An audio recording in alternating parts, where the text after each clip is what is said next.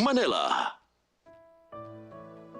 Pagbasa sa Aklat ng Kawikaan, Kabanata 12, talata 1 hanggang 28, ang taong may unawa ay tumatanggap ng payo, ngunit ayaw mapaalalahanan ang matigas ang ulo. Si Yahweh ay nalulugod sa taong matuwid, ngunit sa masasama siya ay nagagalit. Ang makasalanan ay hindi mapapanatag, ngunit ang matuwid ay hindi matitinag. Ang mabuting babae ay karangalan ng asawa, ngunit kanser sa buto ang masamang asawa. Ang taong matuwid ay mabuting makiharap, ngunit ang masama ay bihira lang magtapat. Pumapatay ng lihim ang mga pangungusap ng masama, ngunit ang salita ng matuwid ay nagliligtas sa kapwa. Ang masama ay lubusang mapaparam at di na magbabalik, ngunit ang sambahayan ng matuwid mananatiling nakatindig. Ang taong matalino ay magkakamit ng karangalan, ngunit ang aanihin ng masama ay pagkutsa lang. Ang maralitang nagsisikap ay mabuting di hamak kaysa nagkukunwang mayaman, ngunit sa gutom nakasadlak. Kahit sa kanyang mga hayop ang matuwid ay mabait, ngunit ang masama kahit kanino ay sadyang mabagsik. Ang taong masipag ay sagana sa lahat, ngunit ang isang hangal sa yaman ay salat. Ang nais ng masama ay puro kasamaan, ngunit ang tuntungan ng matuwid ay hindi magmamaliw. Ang masama ay nahuhuli sa salita ng kanyang bibig, ngunit ang matuwid ay malayo sa ligalig. Ang kakamti ng tao ay batay sa gawa o salita, bawat isa ay tatanggap ng karampatang gantimpala.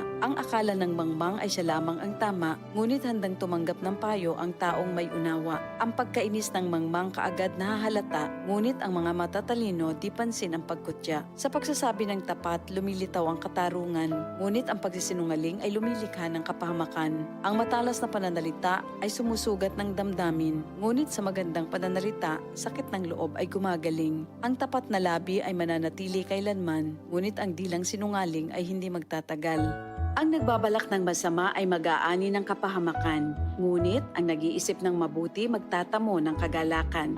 Ang kasamaang palad ay malayo sa matuwid, ngunit ang buhay ng masama ay puno ng ligalig. Namumuhi si Yahweh sa taong sinungaling, ngunit ang tapat ay ligaya niya at aliw. Di agad sinasabi ang alam ng matalino, ngunit kahangalan ay inihahayag ng mangmang na tao. Balang araw, ang masikap ang mamamahala, ngunit ang tamad ay mananatiling alila. Nagpapahina sa loob ng isang tao ang kabalisahan, ngunit ang magandang balita ay may dulot na kasiglahan.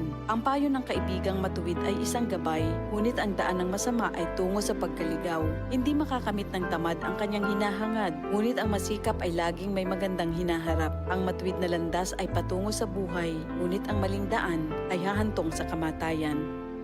Ito ang salita ng Diyos. DCXL 555